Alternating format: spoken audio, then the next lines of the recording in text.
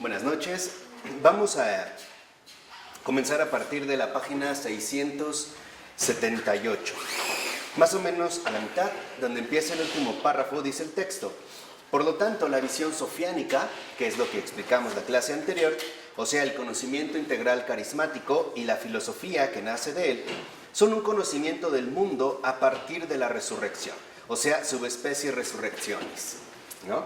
Entonces, quiere decir que ya nuestra verdadera concepción del mundo brota de la misma resurrección. O sea, precisamente, ¿no?, el conocimiento profundo del mundo solo se alcanza a partir de la resurrección. ¿No? A partir justamente de la resurrección y no de una creación aislada. Ya vimos que el sentido profundo del mundo es la resurrección. Dice a continuación: el conocimiento integral desarrollado y propuesto por Florensky es el esfuerzo por ver la realidad desde la perspectiva hacia donde todo tiende, o de descubrir el misterio del mundo y de sus ámbitos ontológicos desde la luz de la resurrección. Entonces, aquí tenemos, digamos, tres aspectos fundamentales. Primera, cuando hablamos del mundo, en realidad, nosotros en efecto vamos a hablar del conocimiento del mundo. Ahora bien, este conocimiento del mundo solo es plenamente efectivo, o sea, solo es auténticamente real si brota de la luz de la resurrección. O sea, en pocas palabras, si contemplamos el mundo a partir precisamente de esta realidad luminosa, que es lo que configura el mundo en su sentido más profundo, aquello hacia lo cual todo tiende. Dice: pero la teodicea sabe que la iluminación plena del espíritu, la intuición discursiva que sobrepasa definitivamente los límites del entendimiento, solo se dará a partir de la resurrección realizada.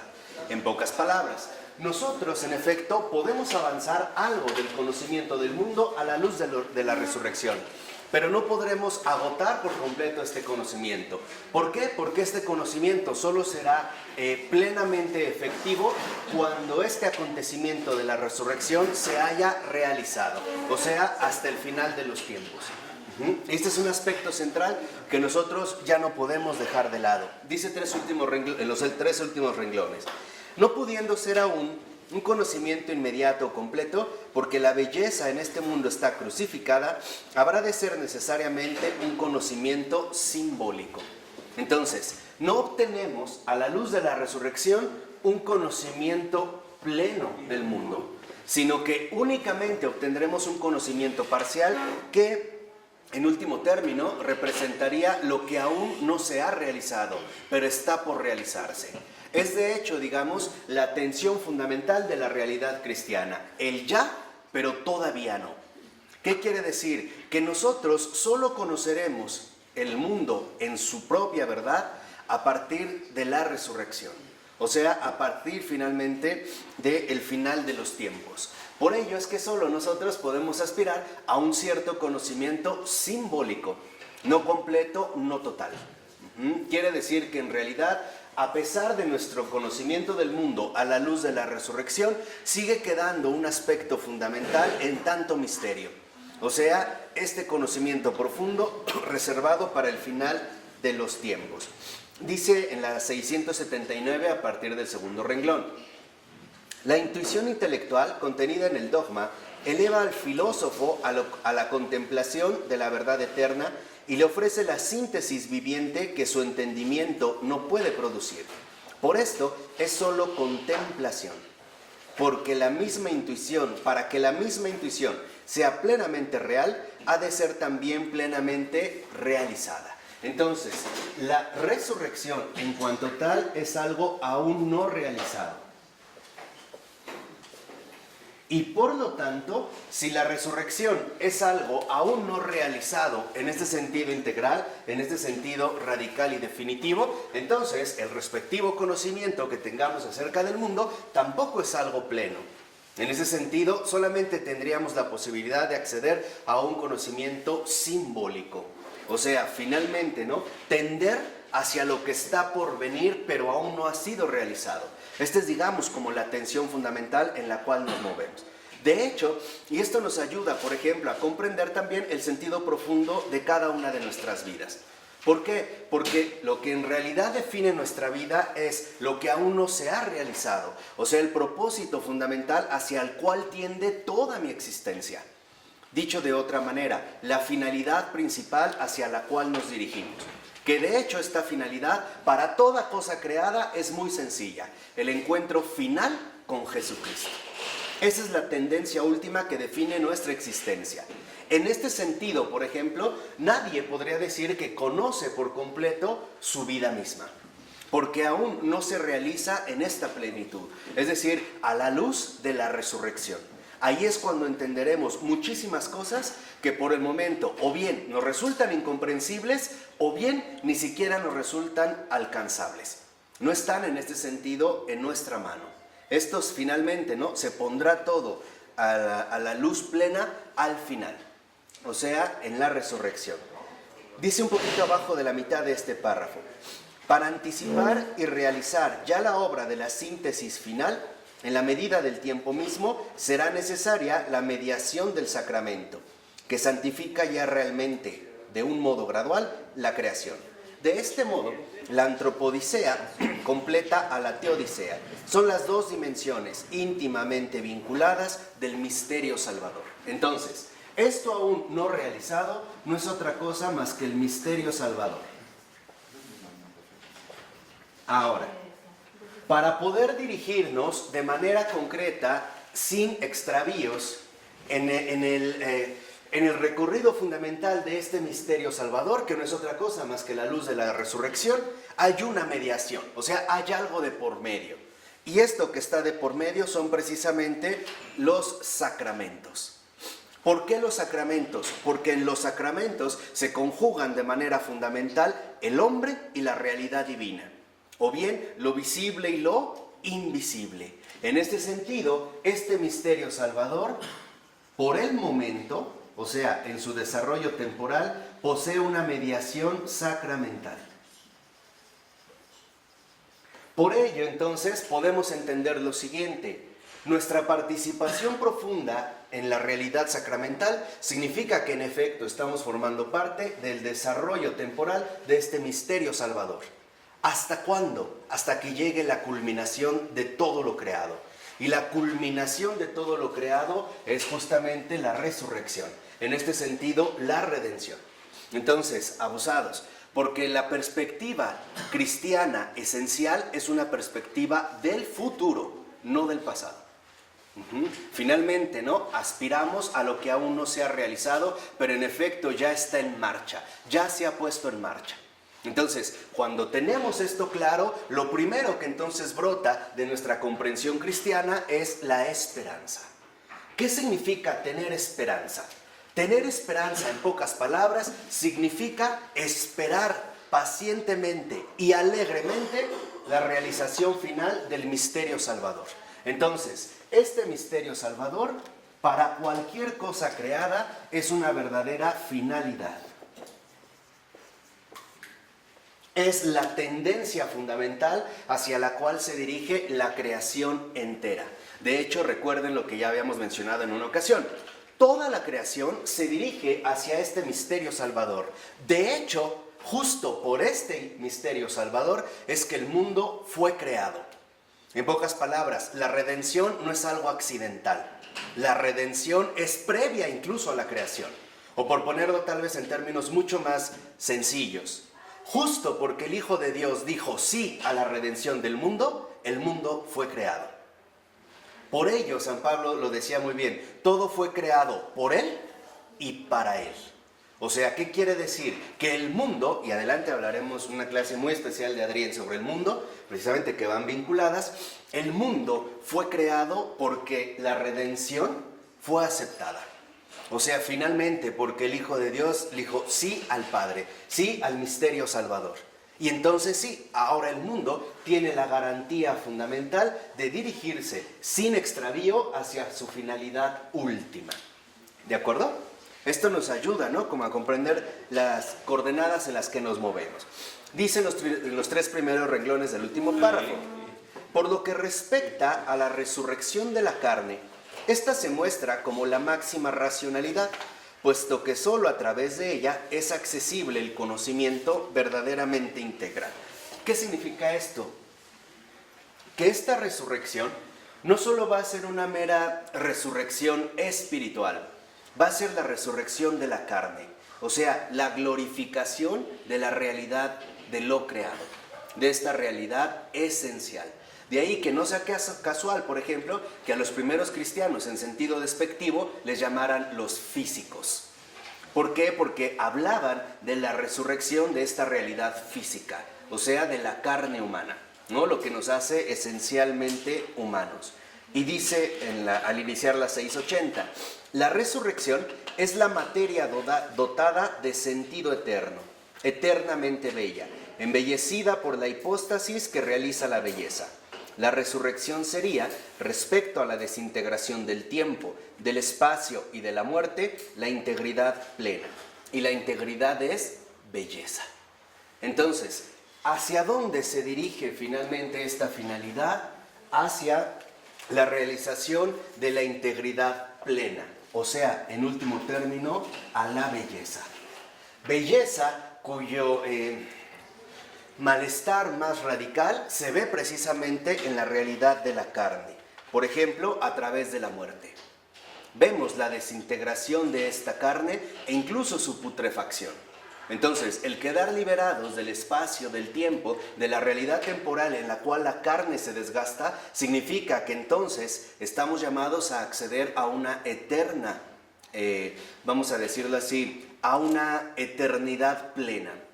O sea, a una realidad ya no afectada por el tiempo, sino más bien acceder a la eternidad incorruptible de Dios mismo. Esta es precisamente la finalidad. 3 renglones abajo dice el texto. El sacramento comunica ya la resurrección a la materia humana, a la carne de la cultura, a todo el producto viviente del trabajo, integrados en la neumatósfera, es decir, en la misma vida del espíritu en el seno de Dios. Entonces, en nuestra realidad actual, precisamente el sacramento es lo que nos ayuda a dirigirnos a esta finalidad. Quiere decir que si es mediación, habrá un momento en el que este sacramento ya no sea necesario. ¿Por qué? Porque entonces ya viviríamos en el espíritu del seno de Dios. O sea, ya realmente llegaremos a ser restablecidos en la radical belleza en la cual consiste nuestra más profunda creación. Entonces, en un primer momento, Dios nos formó. El pecado nos deformó, pero la resurrección nos va a reformar en una auténtica belleza. O sea, finalmente, en una plena integridad. Y podríamos decir, en una integridad eterna. Ya no se trata simplemente de acceder a una especie como de consuelo pasajero bajo una cierta manifestación aceptable. No, es en pocas palabras la incorruptibilidad. A eso es a lo que estamos llamados, a la incorruptibilidad. Incluso y más precisamente a la incorruptibilidad de la carne. O sea, de nuestra realidad más inmediata y que en efecto fue la más afectada. En este sentido, 3 renglones abajo dice el texto, solo la memoria divina, actualizada en la conmemoración eclesial, salva la antinomia entre el tiempo y la eternidad, envolviendo ya en el ritmo de la memoria litúrgica los fragmentos de tiempo que habrán de ser conservados para siempre, y que por haber encontrado la conciencia que los recuerde, han accedido a una verdad memoria que salva con el tiempo y no del tiempo. Aquí es donde entra precisamente el postulado radical del misterio salvador. Este misterio salvador no consiste en saltarse el tiempo, consiste en salvar en el tiempo. En pocas palabras, ¿por qué hay tiempo en la creación para la realización gradual del misterio salvador? De hecho, es lo que nos haría comprender la mediación sacramental. ¿Por qué se trata de una mediación? Porque es una realidad temporal. Entonces, la realidad de lo creado no es un fraude.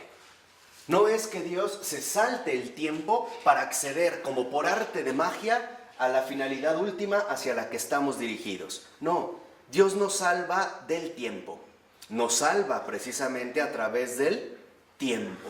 Entonces, el tiempo no es más que el recorrido gradual que nos conduce poco a poco al cumplimiento del misterio salvador.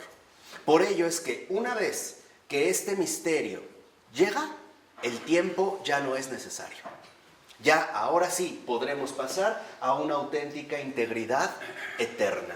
De ahí pues podríamos concluir lo siguiente. Primera, la eternidad solo se gana en el tiempo, no saltándose el tiempo.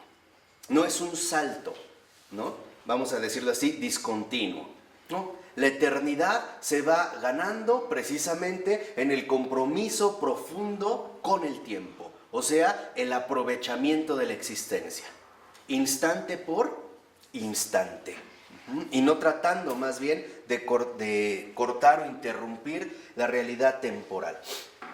Lo dice en la nota de esta página 132 y es de Tomás Spildik, sacado de unas palabras de Endokimov, que es un teólogo ruso. Dice, la solución de la antinomia entre el tiempo y la eternidad no puede ser más que metalógica, o sea, espiritual.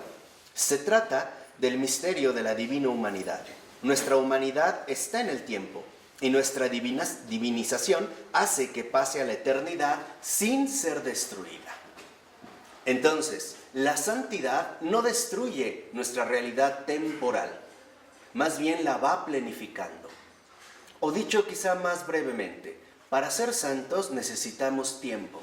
Es más, necesitamos mucho tiempo. Es más, necesitamos toda la vida. O sea, atravesar el recorrido gradual de toda mi existencia. ¿Momento a qué?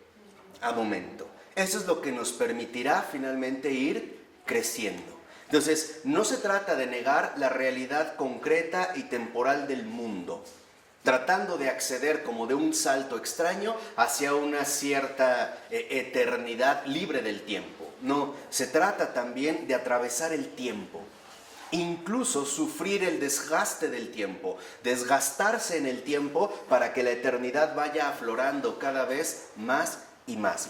Dice a continuación, y si la condición natural del hombre es ser en el tiempo, la eternidad habrá entonces de conservar este tiempo de alguna manera. ¿Qué quiere decir? Que en la eternidad todo lo que hicimos en el tiempo sí cuenta. Y eso es lo que se va a conservar. Por ello les decía, el tiempo es en realidad un tesoro inmenso y muy valioso, porque el tiempo posee en sí mismo un peso de eternidad. Para la eternidad no hay borrón ni cuenta nueva. Todo lo que transcurrió en nuestra realidad temporal tiene un peso. ¿Por qué? Porque fue el camino que transitamos en nuestra propia realidad humana. Entonces, aquí no hay que perder de vista que esta mediación temporal es justamente el recorrido que cada uno debe de realizar para acceder a la integridad eterna. No podemos saltarnos esta realidad temporal. Entonces vean, por ejemplo, lo que dice el Padre Pavel en la página 681, al hablar de la resurrección y especialmente una homilía pascual que escribió y que titula El inicio de la vida. Está en los dos últimos renglones del último párrafo de la 681. Vean aquí, digamos, esta cita muy hermosa de nuestro Santo Padre Pavel. Dice, la belleza de la naturaleza no ha vencido a la muerte, no ha hecho más que volverla más horrible, vistiéndola con hábitos elegantes.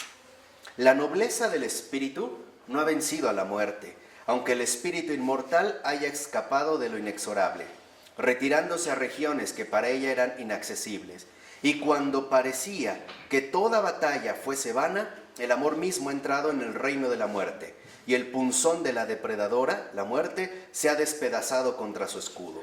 El Señor se ha revelado y ha puesto en comunión el instante con lo eterno.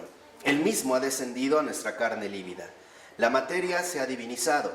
En el cuerpo de Cristo se ha vuelto radiante, de una belleza inmutable. Ahora la belleza no es vana, porque la criatura ha sido liberada de la corrupción.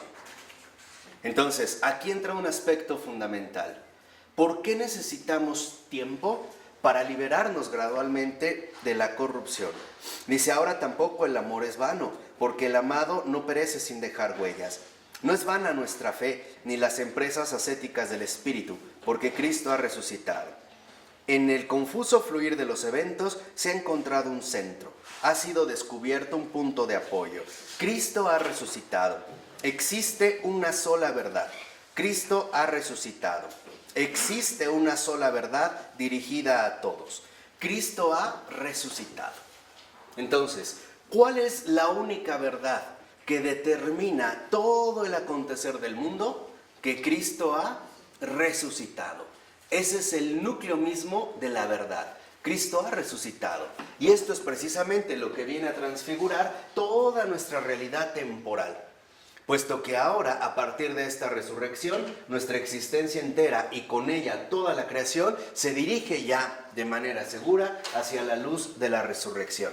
Dice a continuación, si el Dios hombre no hubiese resucitado, entonces todo el mundo se habría vuelto completamente absurdo. Y Pilato habría tenido razón con su pregunta llena de desprecio. ¿Qué es la verdad? Si el Dios hombre no hubiese resucitado, las cosas más preciosas se habrían convertido irremediablemente en cenizas. La belleza habría perecido para siempre. Si el Dios hombre no hubiese resucitado, el puente entre la tierra y el cielo se habría derrumbado para siempre. Y habríamos perdido ambas cosas, porque no habríamos conocido el cielo y no habríamos podido defendernos de la aniquilación de la tierra. Pero ha resucitado aquel ante el cual somos eternamente culpables. La muerte que todo lo devora ha sido devorada por la inmortalidad. La verdad ha triunfado sobre la falsedad. El fuego del pecado ha sido extinguido por el amor humilde. Entonces, aquí hay otro punto fundamental. Primera, esta integridad eterna, esta luz de la resurrección es ya una victoria. Además, es una victoria real. Esta victoria real que Cristo ha resucitado es precisamente la victoria definitiva y contundente sobre la falsedad misma del mundo. Vencer finalmente el engaño del mundo, la mentira, digamos, a la que conducía de esta manera el mundo. De tal manera que si Cristo ha resucitado, este evento condiciona a la creación entera. Ahora todo es redirigido hacia esta verdad absoluta. Y Cristo ha resucitado. Al inicio del siguiente párrafo dice el libro, he aquí, en la resurrección de Cristo, que ha vencido al mayor enemigo de la verdad en el mundo, o sea, el olvido de la muerte. ¿Qué quiere decir? Que entonces esta victoria real no es más que el triunfo sobre el olvido de la muerte.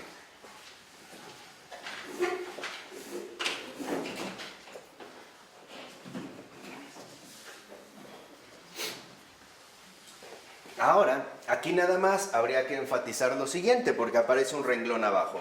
La verdad se ha afirmado como eterna en la carne humana. O sea, ¿dónde nos recuerda ahora Dios? ¿Dónde? ¿De qué manera formamos parte de la memoria divina? No es a partir de un recuerdo psicológico, sino a través precisamente de su realidad encarnada. ¿Dónde se ha finalmente en la memoria divina nuestra presencia? En la propia carne del Redentor, especialmente en sus llagas, porque esas llagas las va a aportar para toda la eternidad. A partir de que Él las acepta, esa es, digamos, la ofrenda fundamental que nos ofrece a todos. Entonces, Dios ya nos recuerda en carne viva. Su recuerdo es un recuerdo en carne propia, no es una mera idea de algo ocurrido, sino que Él nos lleva vivamente en esta memoria fundamental de la resurrección de la carne. ¿De acuerdo? Ahora, si pasamos ya a lo que sería la página 685, aparece el capítulo 11, la antinomia eucarística, un amor más fuerte que la muerte.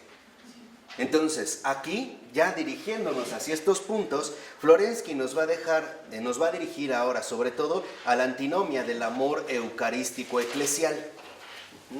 Este sería, por así decirlo ahora, el recorrido en el cual nos vamos a embarcar. El amor eucarístico eclesial.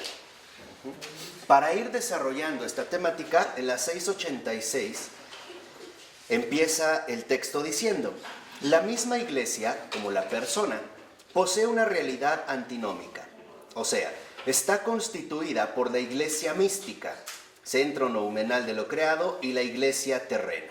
Es la antinomia que se da en la persona individual entre el contenido ontológico o imagen divina y la plasmación empírica en la semejanza, o sea, en la obra del Espíritu. Entonces, aquí, digamos, hacia lo que ahora nos va a dirigir Florensky es, en concreto, hacia la plasmación de esta dinámica, o sea, de la imagen a la semejanza en la vida concreta. Este sería, digamos, como el punto central hacia el cual nos vamos a dirigir. ¿Cómo es que se da este paso principal de la imagen a la semejanza en la vida concreta? Pero precisamente a partir de la visión eclesial. Dice al iniciar el segundo párrafo: para la persona como ser eclesial, la ascesis consistirá en la objetivación, considerada ahora de un modo no escatológico, sino en su realización en el tiempo, de la propia subjetividad por medio del amor vivido en la iglesia. Entonces, aquí lo que vemos es que lo que se reserva finalmente, ¿no?, para este fin último hacia el cual todos tendemos, ahora ya hay un anticipo precisamente a través de la iglesia. Porque en la iglesia estamos nosotros llamados a adquirir una auténtica realización en el tiempo. Entonces, la iglesia, en este sentido, no solo tiene fines espirituales, también tiene fines temporales. O sea, no solo la iglesia nos va a dirigir a una eternidad, sino que también nos va a introducir de manera gradual en este compromiso rotundo con el propio tiempo. ¿Y cómo lo va a hacer? A partir de dos dimensiones: el ágape y la filia.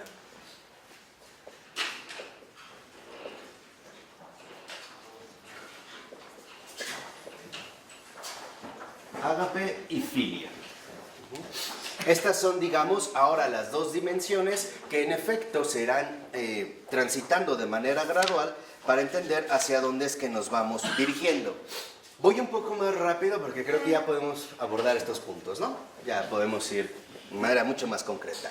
Ok, de lo que acabo de leer, 3 renglones abajo, dice: para salir de la propia subjetividad, el hombre necesita el amor del impulso, necesita el impulso del amor eclesial, o sea, de la amistad. Entonces, ¿cuál es la función temporal a la que nos conduce la iglesia? A la superación de la propia subjetividad, o sea, a salir del encierro subjetivo, o sea, la escapatoria de uno mismo. El lograr salir de manera, vamos a decirlo así, radical, de manera auténtica, a través de una ascética, a través de una purificación, precisamente en la salida hacia la amistad. Entonces, la iglesia, en tanto ágape y filia, primero nos invita a una superación de la propia subjetividad. Y que esto ya lo habíamos comprobado a través de 2 principios fundamentales. El primero, la invocación. En la iglesia no comenzamos por nosotros, nos dirigimos a alguien que está más allá de nosotros, en profunda cercanía, y por eso realizamos la invocación. Y segundo, a través precisamente de los sacramentos. Porque a través, digamos, del apego a los sacramentos, uno reconoce que uno no es la medida de la iglesia, sino que uno se apega a esta objetividad. Porque no es algo que uno mismo define, es algo que en este sentido nos ha sido dado. Los sacramentos no son un invento humano, son un don dado a la iglesia. Y por ello es que nosotros no podemos hacer los sacramentos a nuestro propio gusto y medida. De tal manera que la búsqueda de los sacramentos no es más que la búsqueda de la salida de sí mismo, o bien la recuperación de la objetividad. Este es, digamos, como el paso central que ya habíamos comentado. Dice ahí mismo a continuación: el puesto de la paternidad espiritual en la salida de sí por la belleza lo ocupa aquí la figura del amigo, o mejor, como escribirá Florensky, del amigo con mayúscula. Él constituirá el anticipo de un amor más grande que la muerte. Entonces, tanto el ágape como la filia en la iglesia nos conducen precisamente a realizar ya una auténtica objetivación. Y esta objetivación es una objetivación temporal. O sea, es un movimiento hacia la objetividad que ya se realiza aquí en nuestra propia realidad temporal. Entonces, el primer, vamos a decirlo así, gran aporte de la Iglesia hacia cada uno de nosotros es precisamente el siguiente: rescatarnos de nuestro propio encierro subjetivo, llevarnos, en pocas palabras, de las tinieblas a la luz. Salir de las propias limitaciones subjetivas para entrar a formar parte de una realidad plenamente objetiva. Este es el movimiento de objetivación. O sea, pasar de lo subjetivo a lo objetivo. Y esto se va a realizar a través de la agape y la filia. Ahorita vamos a entender en qué sentido se van dando cada uno de estos dos. En la 687, más o menos unos 7 renglones de que he iniciado el párrafo, dice: la objetivación se planifica en la madurez eucarística de la vida espiritual, que consiste en una visión de sí mismo en la memoria divina, por el sacrificio de la raíz de toda pasionalidad, o sea, por la muerte espiritual. Y esta muerte espiritual es algo que todo auténtico cristiano está llamado a vivir, está llamado a experimentar en carne propia. Ahora, entendámoslo bien. ¿Qué significa muerte espiritual? Significa el aniquilamiento del yo mismo. Esa es la auténtica muerte espiritual. La anulación del sí mismo. Esto es a lo que nos ayuda la Iglesia. O sea, en tanto objetivación como movimiento temporal, en tanto realidad temporal, ya vimos su realidad intemporal, en tanto realidad temporal, precisamente nos va conduciendo a la muerte espiritual. O sea, la anulación del yo, ¿no? O bien, la anulación del yo subjetivo. Esta es la auténtica muerte espiritual. O sea, muero a mí, muero al yo para entrar a formar parte de un nosotros. Y por lo tanto pasar, lo que dijimos la clase anterior, pasar del aislamiento a la auténtica comunidad viva, o sea, a la comunión. Nadie puede vivir la Iglesia sin esta muerte espiritual. Nadie, no es posible. Porque precisamente hacia lo que nos va dirigiendo la Iglesia como madre es a esta muerte espiritual, que es la anulación del yo, la aniquilación de toda pasionalidad subjetiva, para entrar a formar parte de una realidad más grande. ¿De acuerdo? Entonces, hay un movimiento negativo, la anulación del yo, pero apunta hacia un fin positivo, la incorporación a esta realidad común que Dios mismo ha llevado a cabo. Este es, digamos, el primer paso, precisamente el paso de la muerte espiritual. Entonces dice a continuación: se realiza entonces en el interior de la Eucaristía el sacramento de los sacramentos, al cual habían iniciado todos los demás, el misterio de la muerte como revelación definitiva del ser espiritual. ¿Qué quiere decir? Que para poder realmente alcanzar un auténtico nivel espiritual, tenemos primero que morir a nuestra propia realidad aislada. El hombre verdaderamente espiritual no es más que el hombre verdaderamente eclesial. Y eso es lo que nos va a ir explicando Florensky. Es el hombre que ya alcanza una dimensión de comunión y por lo tanto una verdadera dimensión católica, o sea, universal. Ha muerto a sí mismo para renacer en todos, para renacer finalmente para todos. Pero este es un paso que tendremos que ir realizando de manera gradual a través de ciertos esfuerzos, en todo caso personales. Y el primer esfuerzo que tenemos que hacer es reconocer que yo no soy la verdad. Que yo, lo dijimos la ocasión anterior, por mucha capacidad intelectual que tenga, no soy la última palabra, tampoco soy lo definitivo, sino que en último término pertenezco a una realidad mucho más amplia, de la que en un primer momento yo pudiera aceptar o en este sentido reconocer. Entonces, si lo vemos, para Florensky queda claro que lo que hace en realidad la Iglesia es rescatarnos de la muerte subjetiva. Porque ¿a qué nos lleva el aislamiento? A la demencia, a la locura y por lo tanto a las tinieblas. Entonces, el primer afán de la Iglesia es un afán salvador. ¿Qué quiere decir? Que entonces la Iglesia está en profunda sintonía con el misterio ¿qué? Salvador. Aquí es donde vemos, en efecto, la raíz fundamental de la Iglesia. Por esto es que podemos entender que la Iglesia no es una mera institución gratuita. La esencia de la Iglesia no es más que contribuir en el tiempo hacia este misterio salvador. Y este misterio salvador se puede resumir muy fácilmente. No yo, sino Él. No yo, sino Dios. Dios primero, Dios al último. Y esto lo vemos a todo lo largo. Por ejemplo, en Génesis, el Señor dijo, no es bueno que el hombre esté solo. No es bueno. Y en Apocalipsis, el Señor nos recuerda, yo soy el alfa y la omega. O sea, en realidad, el primer punto que la Iglesia, vamos a decirlo así, desarrolla en el mundo es el despliegue paulatino del misterio salvador, rescatándonos del yo. Y por lo tanto, rescatándonos de la muerte. Esto, en último término, quien lo va a entender Pavel Florensky en los últimos años de su vida. O sea, cuando ya estuvo prisionero. En los años que pasó en la cárcel del Gulag.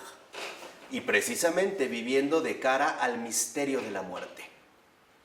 En pocas palabras, morir a sí mismo significa vivir para Dios y para el prójimo. Eso es amar. Eso es agape. Pero también él dijo antes una cosa muy bonita, que Dios se ha reemplazado por la belleza. No lo comentaste. ¿Es lo que digo aquí?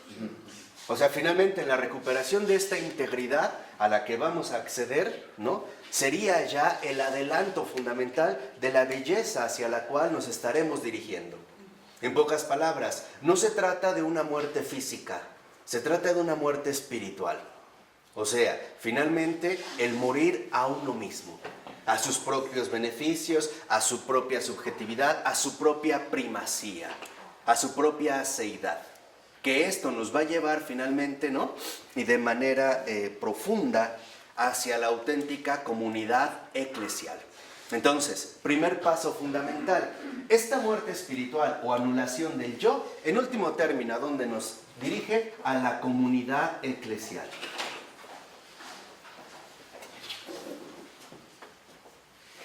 Y esto hasta lo podemos recordar a través de San Pablo, y nos lo acaba de decir hace poco. Nadie vive para sí mismo y nadie muere para sí mismo. Porque en efecto, a partir de Cristo, todo está dirigido a configurar una auténtica comunidad eclesial. Entonces, podríamos ya adelantar de esta manera. ¿Qué es lo único que nos obstaculiza la comunión con la verdad? Uno mismo, el yo. Esta partícula aferrada a sí misma. Esta, digamos, falsificación de la parte por el todo. Donde queremos que solo una parte aislada aparezca como el todo dominante. Entonces, estamos llamados, por dirigirnos en términos ya más espirituales en este punto, estamos llamados primero a hundirnos de manera auténtica en la humildad. Si no damos este paso, no vamos a alcanzar jamás la verdadera dimensión espiritual. ¿Qué es la humildad? La humildad no es más que finalmente respetar y reconocer mi auténtica realidad humana. Porque humilitas proviene de humus y humus es tierra. Entonces no olvidemos que somos tierra. Por eso San Bernardo decía, hay que ser fieles a lo que somos. Y somos tierra. Y esto nos da dos pistas. Primera, y es para que vean cómo a lo mejor a varios les va a molestar. Pero reconocer nuestra realidad significa que somos tierra. Y la tierra está abajo, no arriba. No somos cielo, somos tierra. Aunque digamos, ay, mi cielo, no es mi tierra. Y si la tierra está abajo, la tierra está puesta por debajo de todo lo demás. Y no solo esto, la tierra es pisada por todos los hombres. La tierra es pasiva, la tierra es muda. La tierra además se deja fecundar por todo aquello que le es dado. La tierra no fecunda por sí misma. La tierra necesita que se le trabaje y la tierra no se revela. La tierra permanece extendida sin limitaciones. Ese es el primer paso fundamental. Sin esta penetración auténtica en la humildad, no hay una verdadera comunidad eclesial. Hoy nuestra cultura fomenta todo lo contrario, que nosotros valemos mucho y que estamos por encima de todos. Mentira. Eso no es más que una vil ilusión. Porque todos, al ser hombres, somos humus. Y por lo tanto, todos somos tierra. Cuando entendamos de verdad y con el corazón esta realidad auténtica, entonces empezaremos a atravesar la agonía auténtica de la muerte espiritual. Porque hay que ser honestos, esto duele. Reconocer tu miseria es doloroso. Pero es el paso fundamental para acceder finalmente a el triunfo que nos aporta la verdad. No solo hay miseria, también hay misericordia. Y eso es todo.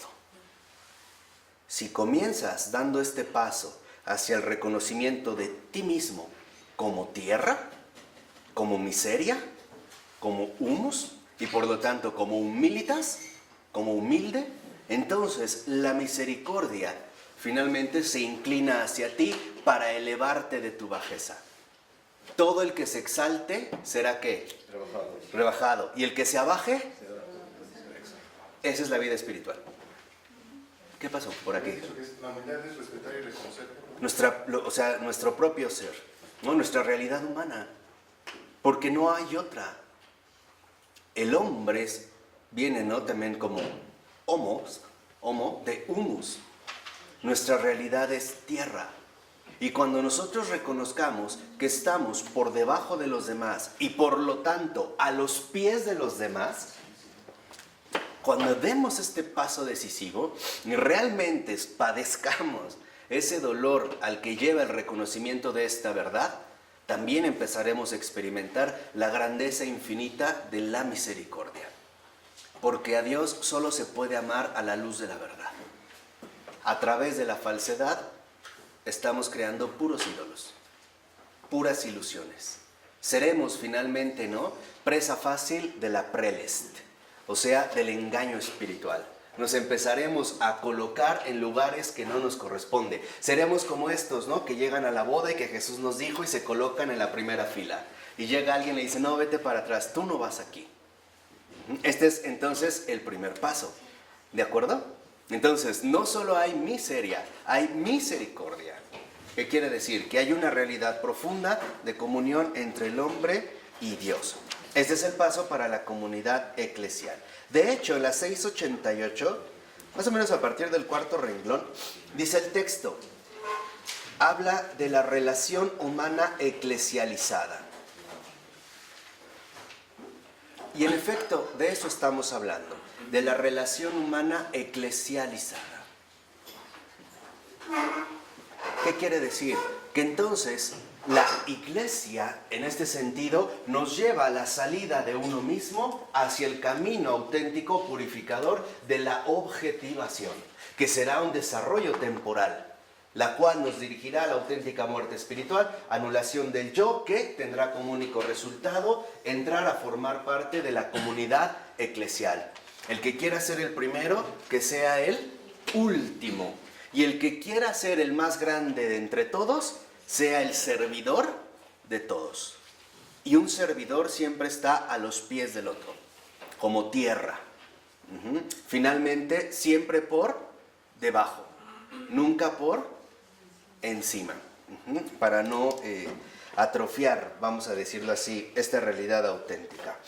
Por ello dice, en cuanto a la Sofía, así, al iniciar el siguiente párrafo, en el segundo renglón, dice, ahora bien, En el mundo empírico, la dimensión escatológica plenamente real, porque de ella se trata, se manifiesta anticipadamente como una alusión al mundo transfigurado, espiritualizado, como una visión del reino de lo alto en el de aquí abajo. Entonces, la iglesia en esta comunidad eclesial precisamente nos da una especie de anticipación.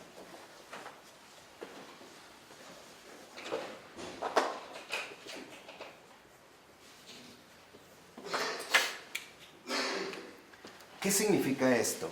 Que entonces esta, digamos, primera anticipación nos muestra ya aquí en la tierra, a manera de una ilusión, que el reino de los cielos, lo que en efecto lo funda y sostiene, es la profunda humildad de Dios mismo. Si hay algo que desborda en Dios, es humildad. Y esta humildad no es porque Él esté abajo, ahí ocurre lo contrario. Es porque al estar por encima de todos, a Él finalmente lo que vimos, ¿no?, le lleva en este amor kenótico dirigir su mirada como lo infinito hacia lo finito. Y es también lo que vimos la clase anterior. Entonces, aquí lo que vemos es que Dios es todavía más humilde, porque nosotros únicamente tenemos que reconocer lo que somos. Dios no, Dios sí se abaja, porque Él sí está por encima de ¿qué? De todo. Esa sí es la auténtica humildad. Entonces, si Dios hace este movimiento de descenso, lo único que a nosotros nos toca es reconocer el lugar que realmente nos corresponde. Eso es todo.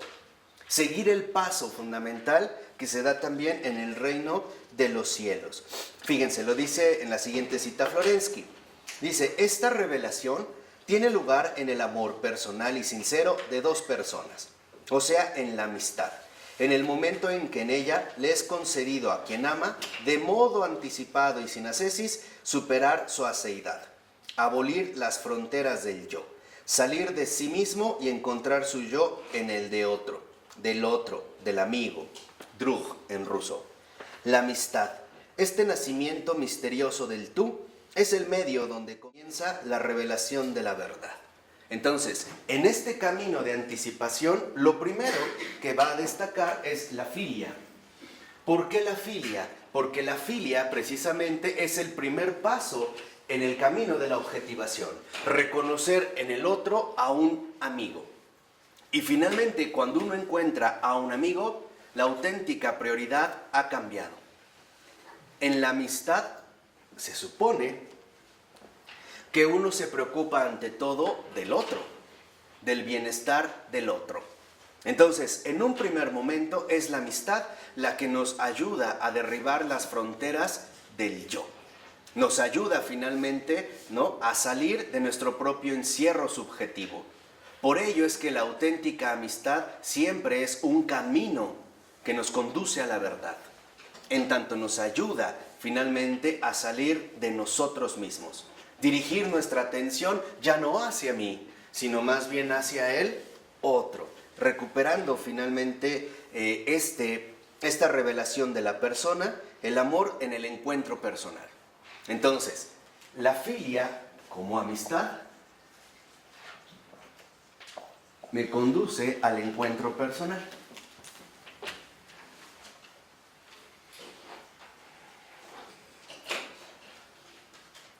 Y cuando realmente hemos encontrado un amigo, es porque nos hemos puesto en una situación de encuentro.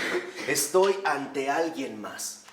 Reconocer a alguien como amigo no es finalmente medirlo según mis conveniencias o según mis propósitos torcidos.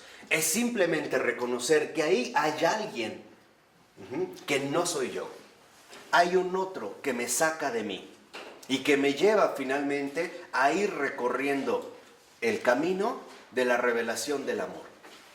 Porque el verdadero amor únicamente se alcanza, y esa es la madurez espiritual, únicamente se alcanza en el completo olvido de sí mismo. Ese es el verdadero amor. Por eso finalmente el verdadero amor nos lleva a darnos cuenta que yo ya ni siquiera me miro. Ya ni siquiera tengo ojos para verme a mí, Todo está viviéndose a partir de una auténtica ¿qué? Objetivación. Amar significa tener presente a todos, menos a mí. Eso es amar. Y esto es de hecho el corazón profundo de la Trinidad. El Padre siempre tiene delante al Hijo y al Espíritu. Y así, el Hijo al Padre y al Espíritu. Y así, el Espíritu al Padre y ¿a quién? Y al Hijo. Mientras haya todavía con una mirada vuelta sobre nosotros mismos, aún no hemos empezado a amar. En serio. Estamos todavía, ¿no? Como balbuceando, como gateando en este recorrido profundo del amor. Porque en último término, verdaderamente amar significa anular al yo. Amar significa en este encuentro personal reconocer algo extraordinario. Somos nosotros. Somos uno. Somos. Y este es el primer paso finalmente en este recorrido. Y si se dan cuenta, no podemos llegar a este auténtico encuentro personal del somos, finalmente en esta objetivación, si no damos este paso de la anticipación que atraviesa y que abre las puertas a través precisamente de la humildad. Por ello, aquí es cuando Florensky detecta que en la auténtica amistad ya se empieza a dar una anticipación. ¿Por qué? Porque finalmente, a la luz de la resurrección, ahí ninguna criatura ya podrá repetir yo. Ahora todos sabremos que solo es Él y nosotros. Ahí es donde se encontrará esta comunidad efectiva, esta realidad extraordinaria precisamente hacia la cual nos dirigimos. Entonces, ¿qué es lo que de cierta manera imposibilita a la comunidad eclesial? Precisamente que no hemos tomado en serio el recorrido de objetivación, que en último término se traduce en afrontar la auténtica muerte espiritual. Seguimos aferrándonos a nosotros mismos, a mis gustos, a mis preferencias, a mis ideas, a mis conveniencias, a mis cálculos, a mis razonamientos, a mis sentimientos, etcétera, etcétera, etcétera, etcétera. Y por ello es que no somos capaces todavía dar, en este sentido, abrirnos a esta realidad mayor que es una auténtica comunidad o este movimiento de eclesialización como le llama Florensky. Entonces, en la verdadera anticipación es ya la salida que se da a través justamente de la amistad. En la auténtica amistad, el otro pasa a ser primero que yo. Cuando uno realmente tiene un amigo, ese amigo es más importante que yo. Él ya está por encima de mí. Quiere decir que ya empecé bien, ¿no? Ya voy reconociendo que yo estoy abajo y que el primero es el otro, no yo. ¿Sí? Por ello, en la 689, en el último párrafo al iniciar, dice: la revelación de la persona es la cima del auténtico encuentro personal. ¿Qué quiere decir? Que entonces la persona misma aparece como una revelación, no como un producto mío. En pocas palabras, una persona es una realidad simbólica.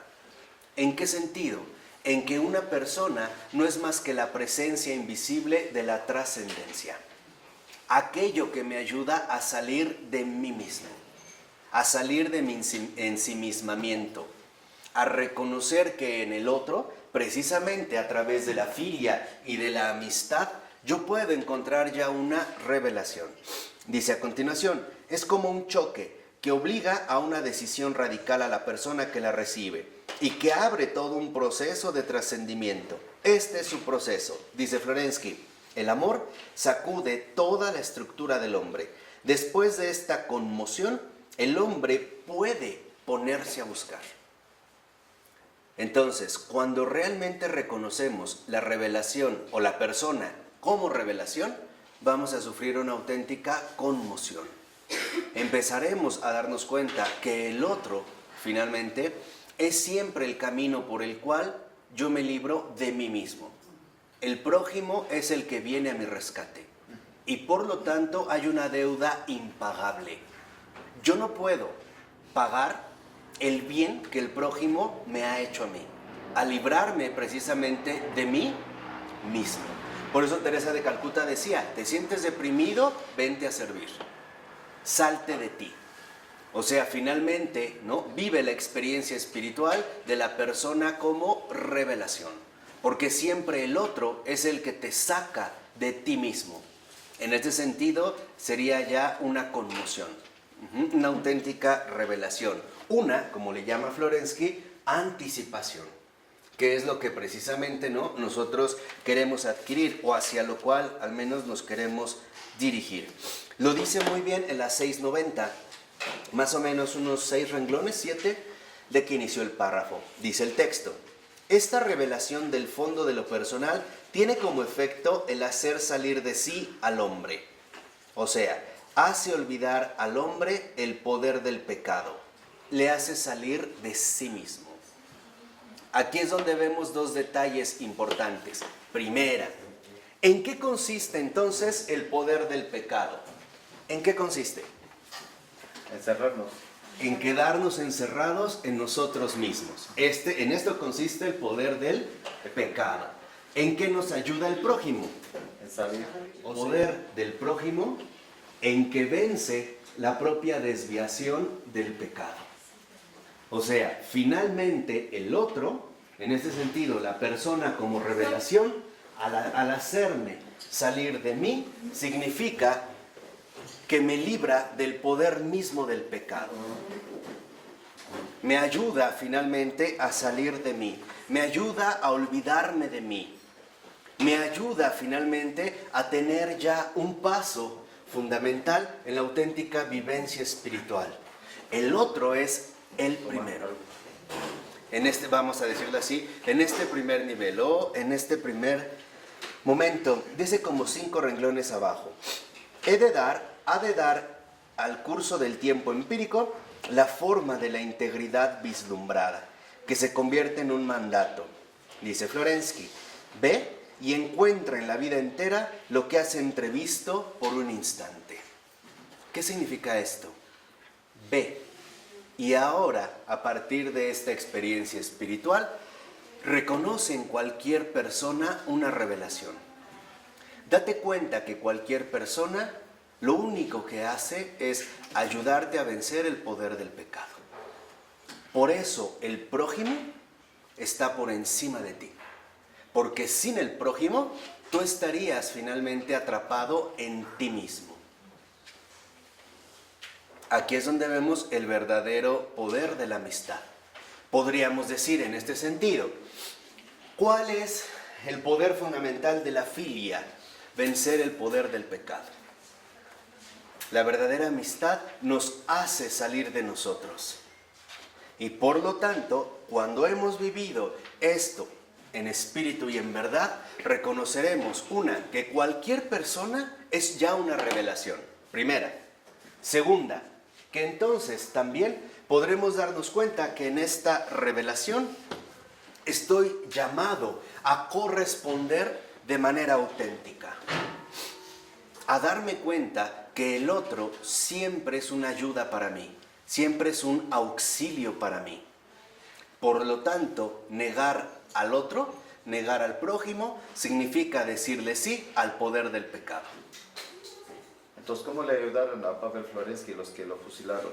Precisamente reconociendo que en esa presencia real había una clara revelación de la voluntad divina. Y esto es reconocer la grandeza de esta transfiguración. Aquí ya estamos hablando del Florensky maduro, Ya estamos a pocas hojitas de terminar el texto en cuanto tal. Aquí ya vemos finalmente a lo que él reconoce. En pocas palabras, Pavel Florensky, y es a lo que nos está invitando, es a que vivamos todos y cada uno de nosotros la verdadera vida eclesial. La visión auténticamente espiritual que nos hace contemplar en todos y cada uno de los seres creados una auténtica revelación. Entonces, aquí viene un paso extraordinario. Ahora la persona, ya a estos niveles, toda persona es una revelación. ¿Revelación de qué? Revelación de la verdad. Con esa simpleza. Es una auténtica revelación de la verdad. ahora sí, la vida espiritual está alcanzando una auténtica madurez. Por ello va a decir, ahí mismo a continuación el texto, no existen más que dos caminos, hay que hacer una elección, o entregarse al pecado que corroe la personalidad o adornarse de belleza espiritual. O sea, o la Trinidad o el infierno. No hay opción. O la Trinidad o el infierno. O la ascesis o la demencia. La alternativa ahora se concreta en la orientación misma de la relación humana. O el pecado o la santidad, que adorna la vida de la belleza superior, de la unidad integral. Entonces, para Florensky, esta revelación, ¿verdad?, que se da en la persona, únicamente es posible a partir de la participación ya de la auténtica belleza espiritual. Y esta contemplación de la belleza espiritual, en efecto, no es más que una auténtica transfiguración. ¿En qué sentido una transfiguración? En el sentido de que toda la realidad nos muestra su auténtico rostro, su auténtico propósito, su riqueza. La empezamos a contemplar de una manera absolutamente distinta. Podríamos decir, esto es ya empezar a ver las cosas tal y como Dios mismo las ve. Estamos llamados precisamente a adornarnos de esta belleza espiritual, cuya revelación de la verdad a partir de cada persona nos permite ya asumir una auténtica transfiguración. Porque ahora ya vemos a la luz de la verdad. Ya no estamos, digamos, distorsionando la realidad a partir de nuestras propias tinieblas, sino que ya hemos alcanzado una apertura auténtica. Por eso dice a continuación, la amistad, lugar de la encarnación de la experiencia del encuentro personal, será, dirá Florensky, el lugar del pecado o el lugar de la santidad, el lugar por excelencia del juicio concreto de la persona. O sea, la piedra de toque radical. ¿Qué quiere decir? Que en esta transfiguración que se da a través de la persona como amistad, dijimos, no solo como un trato de conveniencia, sino la amistad que va más allá de lo que conozco, sino que la amistad es entrar en contacto pleno con cualquier persona, una vez que espiritualmente la contemplo como una auténtica revelación de la verdad. En ese sentido, amistad, esta transfiguración, únicamente nos permitirá dos opciones. O bien santidad, a la luz de la verdad, o bien pecado. ¿Por qué pecado? Porque sería la negación de esta revelación de la persona. Sería rechazar la luz de la verdad. Y por lo tanto, en lugar de preferir adornarme de belleza espiritual, prefiero hundirme en las tinieblas de la demencia. Y por lo tanto, sería finalmente escoger, en ese sentido, el pecado. Y con él, el mismo infierno. Un ejemplo concreto. Sí, o sea, si yo no reconozco en cada persona una revelación de la verdad, sino que en pocas palabras, desprecio siquiera a una persona, eso es escoger el pecado. Aunque no la conozca, aunque sí la conozca, aunque me caiga bien, aunque me caiga mal. Despreciar a una sola persona, porque la realidad profunda de la persona es revelación, es despreciar la luz de la verdad. Y por lo tanto, es despreciar la santidad. Y en ese sentido, aceptar más bien el pecado. ¿Pero qué es el pecado en sí, el término pecado? En cuanto tal, la negación de la santidad. Es la ruptura, ¿no? Sí, pero es una negación. O sea, Dios es continuidad y el pecado es la ruptura. Claro. Es el alto. Pero el pecado es no. No a Dios. En ese sentido es ruptura. Pero al mismo tiempo no solo rompe, se separa. Cuando uno acepta el pecado, uno le dice no a Dios, pero también le da la espalda, aunque Dios continúe. O sea, la santidad aparecería como el sí. El pecado es la autoexclusión de Dios. Pero Dios es la continuidad. Cuando estamos en gracia, estamos en la continuidad. Y el pecado es la autoexclusión de esta continuidad. Es una autoexclusión. Entonces, si el pecado dice no, a este sí, de la santidad, entonces quiere decir que uno ha optado por el camino que va a seguir. En este sentido, el camino de las tinieblas. Entonces, por eso, muy bien se da cuenta Florensky de algo muy concreto. El que rechaza a una persona está rechazando a la Trinidad misma. ¿Por qué rechaza a la Trinidad misma? Porque está rechazando la misma luz de la verdad y no acepta abrirse a la transfiguración profunda que la presencia de Dios trae consigo. Aquí es donde se va a jugar finalmente, ¿no?, nuestra postura ya aquí en el mundo. ¿Hacia dónde es que tendemos? Hoy, por ejemplo, nuestra cultura contemporánea nos hace ver en las personas meros objetos de uso, objetos de intercambio, o bien objetos de satisfacción o de beneficios, cuando nos conviene. Y cuando no, incluso nos lleva, por ejemplo, a perder de vista la realidad auténtica de los demás, únicamente quedando atrapado en mí y en la gente más cercana a mí, ¿no? Aparentemente mi familia. Por ejemplo, alguien está en problemas, no me interesa porque en último término yo ni lo conozco. Pero si digo que no lo conozco, entonces le estoy diciendo no a la revelación. Es como decir, yo no quiero nada que ver con esto. Yo no tengo nada que ver con esto. Y por el contrario, a lo que nos lleva la auténtica belleza espiritual es a reconocer en esta transfiguración un sí. Entonces, podríamos decir de manera radical, la persona en esta amistad, en esta apertura hacia la que nos conduce, es la opción radical por el pecado o la santidad. Y esto es cierto. Si uno se pone a pensar, cada trato que tenemos con una persona será o fruto de santidad o de pecado. ¿No hay medio? No. ¿Desperdicio? No. No. No hay. En una palabra, o colaboramos para el bien o fuimos colaboradores del mal. Y muchas veces sin quererlo, Hacerle una mala cara a otra persona es decirle no a Dios. Y eso es lo que vamos a entender en efecto en estas radicalidades profundas de la vida. ¿Por qué? Adelantándome un poquito. Porque el propio, por ejemplo, Henri de Lubac, que también es otro gran hombre eclesial, en este sentido auténtico, decía, el desafío en la iglesia, se los voy a tratar de resumir, pero decía, el desafío auténtico en la iglesia, y más en la iglesia contemporánea, no solo está en familiarizarnos con los grandes santos. El verdadero desafío de la iglesia, y especialmente actual, consiste en reconocer y aceptar la bajeza de esta iglesia. En pocas palabras, los miembros indeseables. Aquello que en efecto nos obliga más a madurar espiritualmente. Ese es el desafío. Porque dice, hoy es muy fácil dirigir nuestra atención hacia aquello que destaca en la iglesia.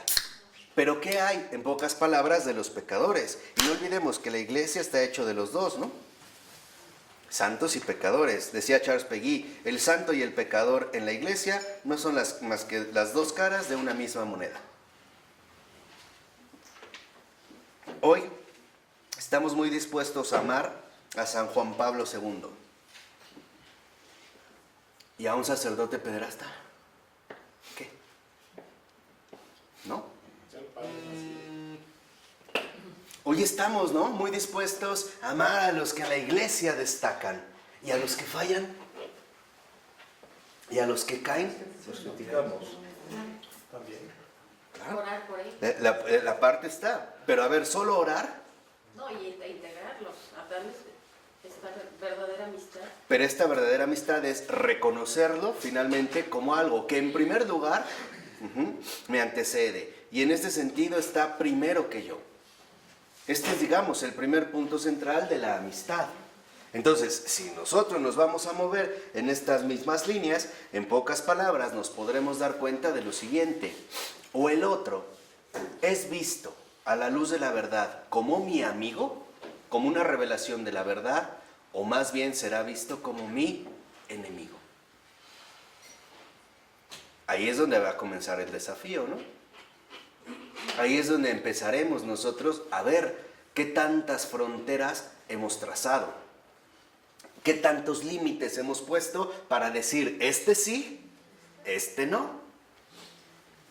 Ahí es donde veremos hasta dónde ha llegado nuestro modo de medir. Marco, ¿por qué la belleza espiritual aquí es que lleva a todo esto? ¿Por qué la belleza espiritual? Porque la belleza espiritual aquí lo que nos permite en este sentido es vivir una auténtica transfiguración. Ya desde aquí en la tierra, es una anticipación. ¿Pero puedes definir la belleza espiritual?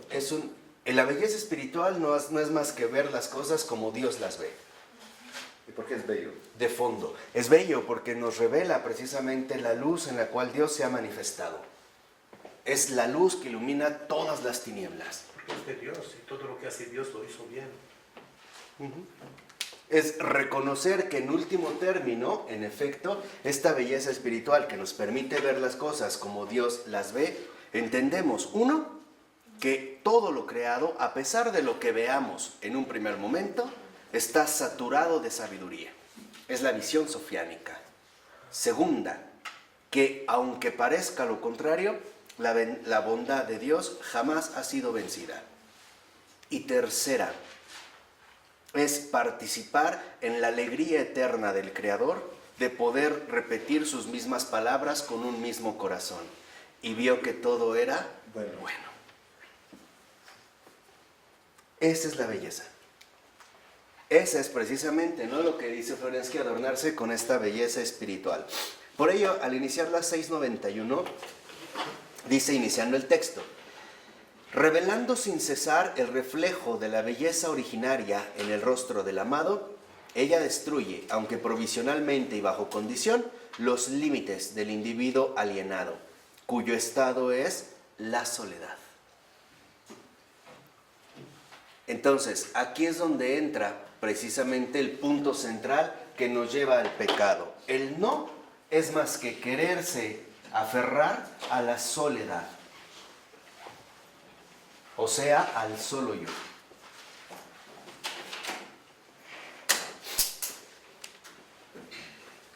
Ese es el no. No es bueno que el hombre esté solo. De tal forma que aunque no creamos que esto solamente se obtiene a través de tener una pareja o un matrimonio o algo así, no es eso. Porque alguien se puede juntar con otra persona sin vivir el primer paso fundamental de la filia, o sea, sin asumir realmente la amistad. Entonces dice, bueno, ¿de qué nos libra la persona en tanto revelación? Al menos en un primer momento, ¿de la qué? De la soledad. Porque de esta soledad al menos veremos que hay otro, me libra de mí mismo. Nosotros incluso, por ejemplo, cuando atravesamos un mal momento, y ahí se ven los desórdenes que el pecado trajo consigo, lo que más queremos es estar solos. Cuando más mala estamos pasando, ¿qué decidimos? Estar solos, déjame, que nadie me hable, no quiero hablar con nadie, esto no nos ayuda. Ahí es cuando nuevamente deberíamos de buscar, en primer lugar, salir de nosotros ¿qué? Mismos. Por eso entendemos el valor terapéutico del diálogo. ¿Por qué necesitamos hablar, dialogar con otro? Precisamente para poder acceder a esta liberación. El diálogo es liberación. ¿De qué me libera el diálogo? Encerrarte en tus propias ideas. De mi propia soledad, de mi propio cansancio. Me libera de la carga que llevo en mí. Por eso, si lo ven, cuando una persona habla, también mencionamos que se ha desahogado, ¿o no? No decimos desahógate. Y en efecto es lo que vemos. Entonces, ¿qué significa? Que nosotros, a través de este paso que nos rescata de la soledad, esta santidad, o la respuesta como santidad al sí, se va a dar también a través de un diálogo. Y en este sentido también de un alivio. Es dar la palabra en primer lugar al otro. El otro es el que habla, el otro es el que dirige, no yo. Por eso va a decir a continuación Florensky, la verdadera amistad, subraya Florensky, es tan importante que se convierte en un anticipo de la victoria sobre el pecado. O quizá es ella misma, la amistad, la verdadera amistad, la mayor victoria de la vida. Fíjense de qué manera valora esta amistad, ¿eh? La mayor victoria de la vida. O sea, finalmente, el vencer las fronteras cerradas de la soledad. Entonces, este diálogo ahora es reconocido precisamente en la persona como amistad, como encuentro personal, como salida de mí. ¿Por qué como amistad, no como cualquier persona que te sale al encuentro? ¿Por qué la define así? La define. Si la define como amistad, entonces una persona que no es mi amigo ya no entra en este círculo. No, al contrario. Justo lo que nos está diciendo Florensky en este sentido es que el reconocer a la persona a la luz de la amistad es darme cuenta que toda persona es revelación de la verdad para mí. Toda persona. Como persona.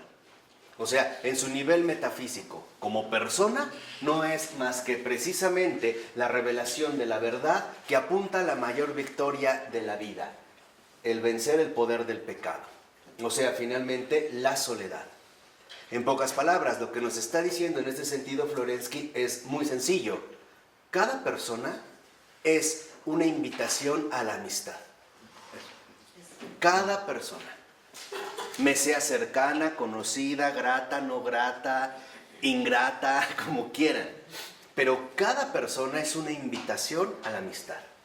O sea, al crecimiento espiritual. En primer lugar, porque el Verbo se ha encarnado. O sea, porque Dios se ha hecho persona. Si no es así, no habría un verdadero diálogo. O sea, no habría la posibilidad de un auténtico encuentro. Entonces, cuando, por ejemplo, uno en realidad se encuentra con Cristo, uno se encuentra con todo lo que Cristo ama. Y esto es dar otro paso. Porque es lo que decía San Juan, ¿no? El que dice amar a Dios pero odia a su prójimo, miente. ¿Qué quiere decir? Que en realidad no se encuentra en la verdad. Reconocer en cada persona la revelación o invitación que se me hace para dar el primer paso a la amistad. O sea, para vivir finalmente la victoria sobre el pecado. El encierro sobre uno mismo. Por eso es que les decía que el desprecio del prójimo es muy delicado. Dice a continuación, en el amigo, en este otro yo del amado, que el hombre encuentra una fuente de esperanza en la victoria y un símbolo de lo que está por venir. Recibe así una homousía preliminar y por tanto un conocimiento previo de la verdad. Es sobre esta cima del sentimiento humano sobre la que desciende la gracia celeste del otro amor. Entonces, ¿qué significa? Que cuando nosotros realmente nos hemos abierto a la amistad, entonces ahora también estamos abiertos a crecer más en el amor. Ya no solo es aceptar al otro, ahora también va, por ejemplo, involucrar o exigir llegar al grado de darme al otro, sin medida. Aquí en esta, digamos, amistad, al menos en un primer momento, lo que dijimos es una aceptación. Aceptación de la realidad auténtica de la persona, como revelación de la verdad. Esto en un primer momento. Pero dice a continuación, fíjense lo que dice al iniciar el punto 2. La amistad cristiana, nacida de la Eucaristía, es sin duda uno de los aspectos más originales y preciosos de la reflexión teológica del Padre Pavel, quien ha sabido unificar en la síntesis espiritual de la vida cristiana también la contradicción propia de las relaciones humanas, integrando en su eclesiología la dimensión de la amistad. Entonces, dice por ejemplo en la 692, para poder calibrar la riqueza del amor de amistad y su puesto entre las otras formas del amor cristiano, Florensky comienza estudiando en un largo excursus las diversas palabras griegas que sirven para expresar los diversos aspectos del amor. Va a citar en este caso dos verbos, eran, philein, strergein y agapan. Esos son, digamos, los verbos en griego. Entonces, el primero, eran, ahí lo tienen en la nota 12 abajo. Dice, dirigir hacia un objeto un sentimiento total, entregarse al objeto, sentir y percibir por él, tiene que ver con el amor-pasión. Entonces, ¿por qué yo puedo en el eros dirigirme finalmente, ¿no? En una pasión a otro, en el surgimiento del deseo, porque hay otro que lo despierta. Ese es el primer modo, o sea, uno de estos modos en este verbo, ¿no? Hay un objeto que despierta mi deseo, pero el deseo no viene por sí solo, el objeto lo estimuló. ¿Vamos? Este es el primero, ¿no? El segundo que vimos, philein, ahí está el 13. Dice, se refiere a todas las formas de amor entre personas que tienen una relación de intimidad. Contiene un elemento de saciedad, de suficiencia por sí mismo. Esta intimidad, o philein, no se refiere, como hoy lo entendemos, a una mera cuestión de sexualidad, sino a una apertura interior. Por ejemplo, los que son sinceros unos con otros tienen una relación de intimidad, porque están abriendo el corazón. Entonces, la amistad nos invita a una auténtica intimidad.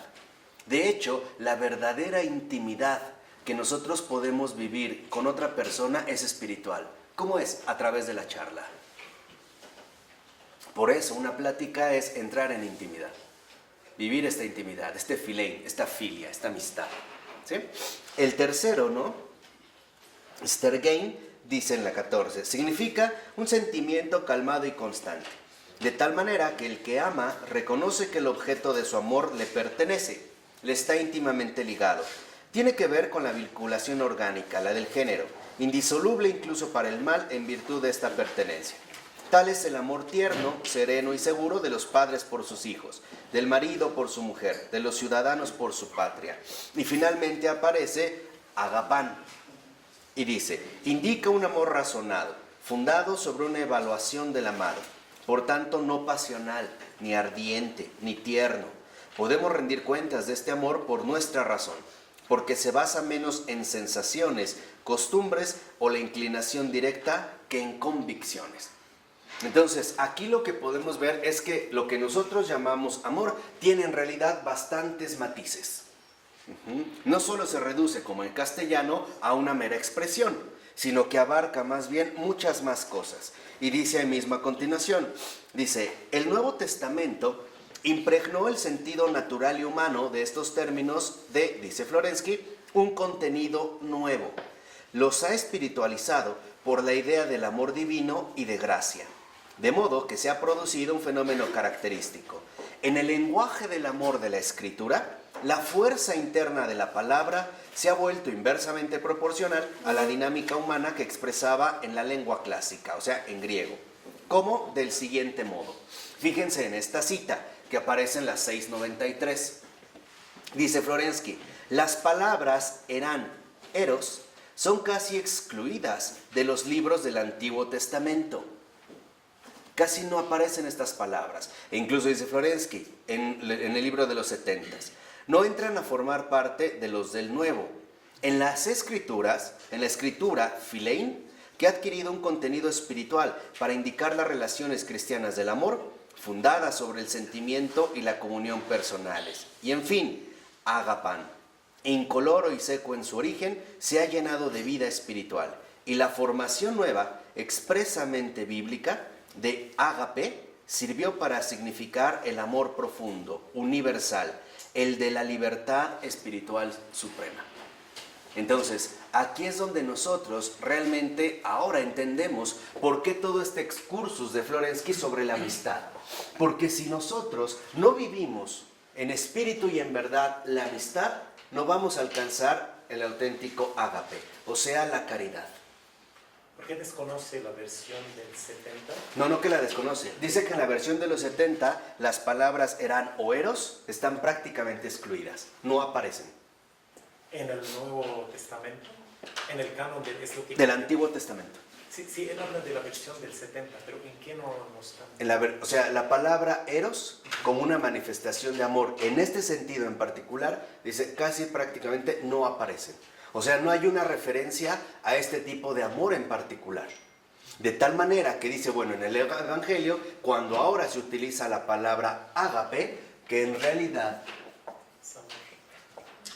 ágape es caridad. Porque del griego al latín, ágape se tradujo como caritas. Aquí, por ejemplo, ¿no?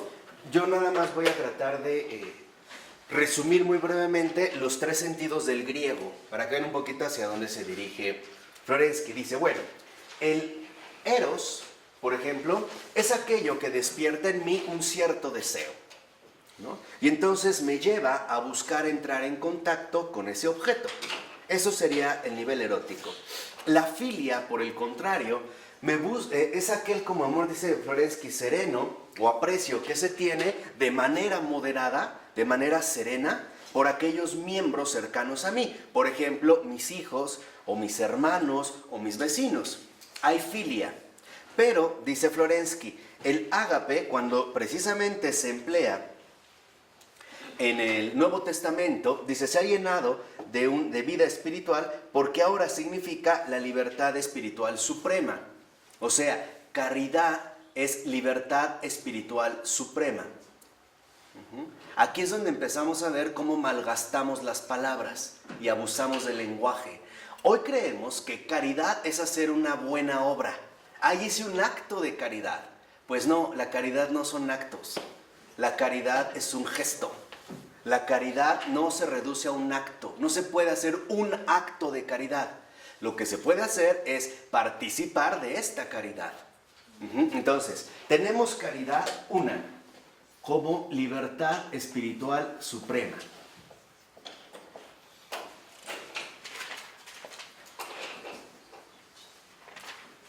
¿No? Hay una libertad espiritual suprema. ¿Qué quiere decir? Que ya no estoy detenido por mi yo para llevar a cabo lo que Dios quiere y lo que Dios pretende realizar. Eso es caridad. Caridad no significa dar una moneda, por ejemplo. Caridad significa estar siempre dispuesto a ayudar a aquel que en efecto me revela su presencia. Eso es caridad. Lo vamos a ver como lo menciona también Adrián. Vuelvo a insistir, para que vayan viendo cómo van coincidiendo, ¿no? Como que de manera muy providencial. Entonces, caridad, en primer lugar, es libertad espiritual suprema. O sea, liberación de toda atadura. Eso es caridad.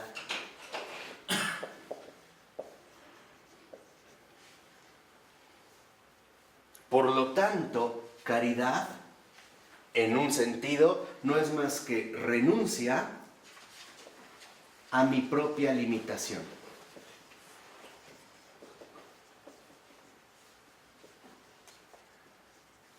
Y por lo tanto, aceptación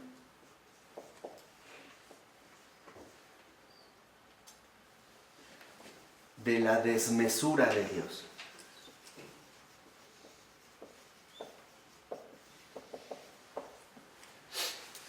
Este es el sentido profundo, evangélico de ágape, de caridad. Primera, libertad espiritual suprema.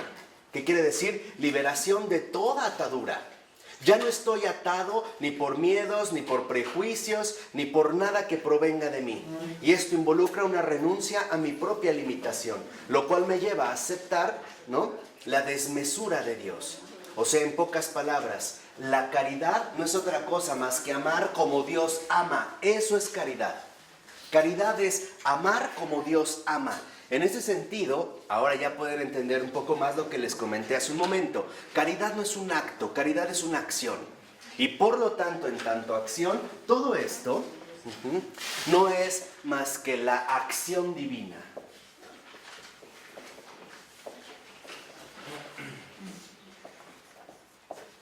Es decir, amar como Dios ama. Eso es caridad.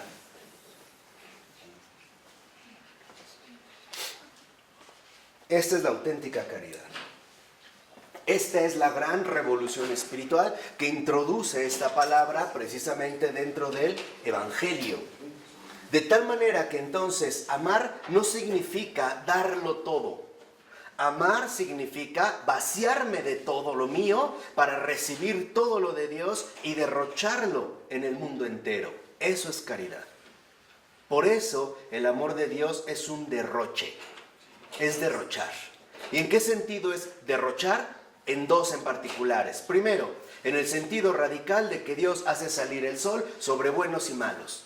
Hace llover sobre justos e injustos. Eso es un derroche. Sin límites.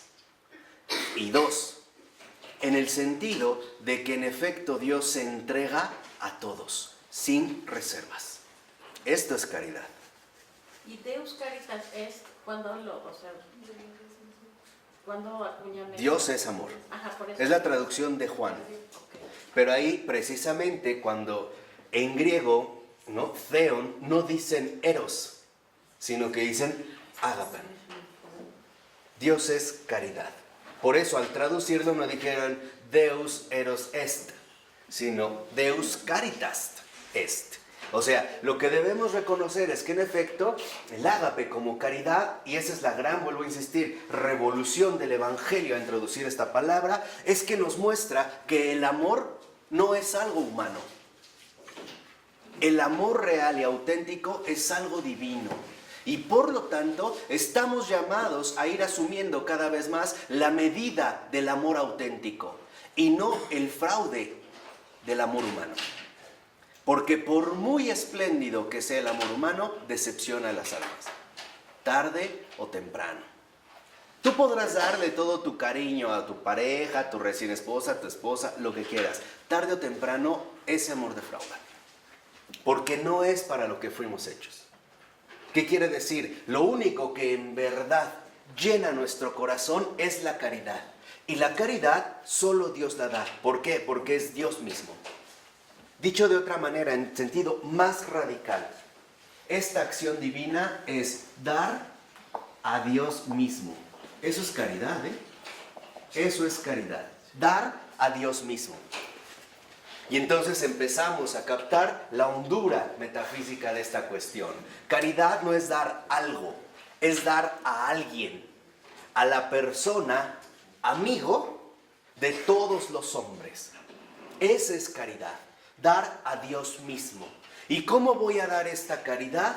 Precisamente a través de la superación que en la iglesia me permite el movimiento de objetivación, la renuncia a mí. Por eso el Señor nos dijo, nadie puede dar lo que no tiene. Alguien podrá dar dinero, alguien podrá dar comida, alguien podrá dar cobijas, alguien podrá dar camas. Eso no es caridad. La caridad es dar a Dios mismo, vivamente. Y esto solo se puede dar a través del encuentro personal. ¿Qué quiere decir? Que entonces estamos llamados a ser portadores del amor de Dios. Precisamente a manifestar esta caridad al mundo entero. Y el Señor lo dijo claramente. Por ejemplo, al que te golpee en la mejilla izquierda, ponle también la derecha. Si alguien te quita el manto, dale también la túnica, etcétera, etcétera, etcétera. Cosa que para nosotros es imposible. Pero Dios nos dijo, pero para el Señor nada es imposible. Entonces, esta es la verdadera caridad, dar a Dios mismo. Darlo en mi gesto, en mi lengua, en mis movimientos, en mi ser, en todo. Dar a Dios mismo. Este es precisamente el desafío fundamental. Por eso dice en el siguiente parrafito donde acabó la cita, bueno, ¿esto sí quedó claro? ¿En caridad? Dice, la gracia cristiana ha espiritualizado y transformado las bases del amor en la sociedad antigua, poniendo como base de la relación del amor cristiano lo que eran en ella los principios más elevados. Entonces, ahora es como si Dios, en efecto, transformó por completo nuestra propia concepción del amor. Lo vemos en el esquema de la 694, por ejemplo. Dice, podemos expresar esta relación de los diversos términos con el siguiente esquema. Y entonces Florensky hace un cuadro plantea un cuadro comparativo entre la sociedad antigua y la sociedad cristiana. Dice, para la sociedad antigua, como principio personal, el eros era identificado como amistad en esta cercanía. En cambio, para la sociedad cristiana es filia. ¿En qué sentido? El eros se reduce a uno o a pocos. La filia, como vimos, la amistad, en este sentido es apertura y aceptación ¿de qué? De todos. Dice, ahora como principio general, en la sociedad antigua solo se aspiraba al atorgué, o sea, al matrimonio. En cambio, en la sociedad cristiana, al ágape. ¿Qué quiere decir? Que lo que el cristianismo viene a hacer es a plenificar, o sea, espiritualizar estas dos realidades auténticas. Ahora lo que se trata es que nuestros amigos no sean solo unos pocos, sino que sean todos. Y que entonces, finalmente, ahora como principio general, nuestro amor no se limite al amor que se puede dar en un matrimonio, sino más bien en la manifestación de este amor hacia todos los hombres. Y esto es precisamente, ¿no?, lo que invirtió o ha invertido las cosas. Si lo vemos al iniciar el siguiente párrafo, dice: la cima del mundo natural se convierte en la base natural del amor de gracia. Lo más perfecto de la naturaleza se vuelve el ámbito de la realización del amor supremo. O sea, lo que en el paganismo se había puesto hasta arriba, con el cristianismo esto quedó ¿qué? Hasta abajo. Y ahora nos mostró que de esto hay todavía mucho más. Entonces, caridad, amar a Dios como, dar a Dios mismo, amar como Dios ama, es gracia. Es precisamente la donación de Dios mismo, el amor de gracia, como le llama Florensky. Entonces, los criterios en este sentido se han invertido. Antes, la relación de amistad era una relación erótica, o sea, se reducía a unos cuantos. Por ejemplo, si uno lee el Banquete de Platón, uno verá que aparecen Sócrates, Alcibíades y otros, pocos, que son como un club selectivo, ¿no? El eros es como la unión de ciertas personas, pero solo bajo un círculo ¿qué? Cerrado. En cambio, la filia en la iglesia es la celebración de muchos, en un entorno a un mismo altar, o sea, en ese sentido, en torno a una misma mesa, sin diferencias, ricos y pobres, altos, bajos, etc. Hombres, mujeres, hay una apertura. En el caso del paganismo, a veces la relación fundamental como principio general era establecer finalmente un matrimonio.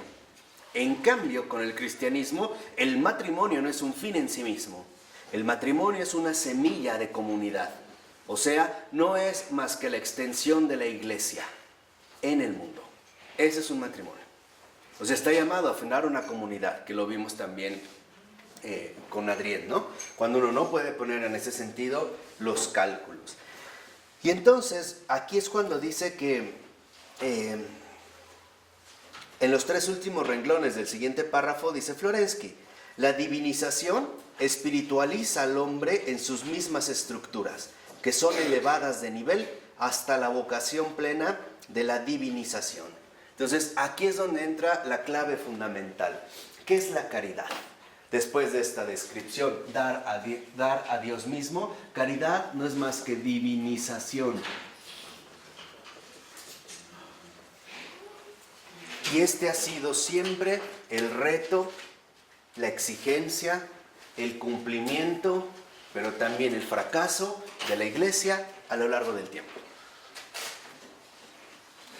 La caridad no es más que este movimiento profundo de auténtica divinización. Esa es la caridad, lo cual implica precisamente finalmente llegar a dar a Dios mismo, o sea, ser partícipe o encarnar la acción divina, amar como Dios ama. En otras palabras, ser verdaderamente colmados de gracia, instrumentos de gracia, servidores de Cristo. Ese es el cristiano, ¿eh? Por eso les decía, en realidad, no crean que la santidad es para unos pocos. La santidad es para todo cristiano, porque es un movimiento que en efecto está llamado a recorrer. Ahora, aquí lo vemos, por ejemplo, al iniciar el otro párrafo en el tercer renglón. Dice el texto: hay, dice Florensky, un aspecto agápico y un aspecto correspondiente a la filia en la vida eclesial. El primero es el principio que alimenta toda la actividad de la iglesia. Dice Florensky: desde el martirio cotidiano, fíjense, que consiste en llevar las cargas los unos de los otros hasta el testimonio por la sangre. O sea, es el aspecto de la fraternidad. El segundo se realiza en las relaciones de amistad, o sea, la ascesis, la pena y el martirio comunes y compartidos. Entonces, a lo que nos está llamando precisamente Florensky es a dirigir nuestra atención, que esta divinización, en efecto, no solo se queda con la amistad, sino que de la amistad crece más a la fraternidad. Ahora los demás ya no son solo mis amigos, son mis hermanos. Este es otro paso. Una cosa es reconocer en el otro un encuentro de amistad. Otra cosa es un lazo de hermandad. Entonces nos dice, bueno, de la amistad todavía estamos llamados a crecer más hasta la fraternidad. Esta es la exigencia de ágape. Entonces, dentro del crecimiento, ya explicamos la caridad, ahora la amistad o filia, ¿no? La filia nos lleva a la amistad, el ágape nos lleva a la fraternidad. La fraternidad es ya no solo reconocer al otro como amigo, sino ahora como mi hermano. Por eso el Señor dijo, no hay amor más grande que aquel que da la vida por sus... No dijo hermanos, por sus amigos. No hay amor más grande que aquel que da la vida por sus amigos. ¿Por qué? Porque para dar la vida por los amigos, uno lo hace solo desde una verdadera fraternidad. El reconocer, ¿no?, el aspecto fundamental de los demás. Dice, aquí es donde va a mostrar precisamente la antinomia de la filia y el ágape, o sea, de la amistad y la fraternidad. Dicen en la 695, donde inicia esta cita. Dice el texto, un amor igual hacia todos y cada uno en su unidad, y un amor concentrado sobre algunos, incluso sobre uno solo, distinguido de la unidad común. O sea, reconoce que hay un amor igual hacia todos, pero también hay como un amor que sobresale de entre todos. Hay, por así decirlo, una determinada preferencia. ¿Qué quiere decir? Que sí, estas exigencias se van presentando poco a poco. Dice, la publicidad general, la apertura en relación con todos y el esoterismo, o sea, el misterio de algunos. El democratismo más grande y el aristocratismo más riguroso. Absolutamente todos. Y los elegidos de los elegidos. ¿Qué es lo que aquí encuentra finalmente Florensky? Que hay una relación fundamental entre filia y ágape. Y nos va a empezar a mostrar de qué manera. Dice, predicad el evangelio a toda la creación y no echéis las perlas a los cerdos. O sea, primero pareciera que hay una invitación general, después una restricción general. Primero a todos y luego tal parece que solo algunos, ¿no? Que es algo que ahí nos causa cierto conflicto. Dice Florensky, en torno a Cristo hay diversos círculos concéntricos cuyo saber crece y se profundiza en la medida de su estrechamiento. En el exterior, y está citando las citas del Evangelio, palabras del Evangelio, dice la muchedumbre, ¿no? Cuando se vio a la multitud, por ejemplo. Ok, esto queda lo más afuera. Después, los que le rodean. Ya no solo es la multitud, ya como que se va cerrando, ¿no? Otro círculo concéntrico, los que le rodean. Luego, los discípulos y los partidarios secretos. Por ejemplo, Nicodemo, José de Arimatea, Lázaro y sus hermanas, las mujeres que seguían al Señor, etc. Después de los discípulos, los elegidos. Todavía más cercano, o sea, los 70. Después, los 12. O sea, como que este círculo amplio se va, ¿qué?, cerrando. Después de los 12, aún los 3. O sea, Pedro, Santiago y Juan. Y en fin, uno solo, al que el Señor amaba. El discípulo amado. Entonces, fíjense. La caridad, esta divinización, nos lleva a extender en amplitud el amor a todos y en concentrarlo en uno. ¿Qué quiere decir? Que la dimensión de la caridad es total. Se extiende a todos, pero al mismo tiempo es capaz de concentrarse en uno. De tal manera que si uno medita en lo que nos está planteando Florensky, que es bastante profundo, la meditación que debemos hacer es la siguiente. El amor de Dios es capaz de amar a todos y es capaz de amar a uno en totalidad. Entonces, nosotros no solo somos amados en general, también somos amados uno por uno. Y esto no hace precisamente que el amor de Dios disminuya. Entonces, lo que debemos de entender es que mientras este amor agápico, esta exigencia agápica, se extienda a todos, irá precisamente también reduciéndose, llegando a uno solo. Y es lo que nosotros estamos llamados a hacer en la iglesia. Amamos a todos, pero este amor se va como concentrando, ¿no? Se va concentrando hasta dirigir todo nuestro amor, todo nuestro corazón a uno solo, a Cristo. Y cuando está concentrado de esta manera, es porque también entonces, ahora de Cristo, se expande ¿a quién? A todos. Esta es la dinámica profunda de la caridad, o podríamos decir el movimiento básico de la divinización. ¿De acuerdo? Vamos a dejar de hasta aquí. En nombre del Padre, del Hijo y del Espíritu Santo. Amén.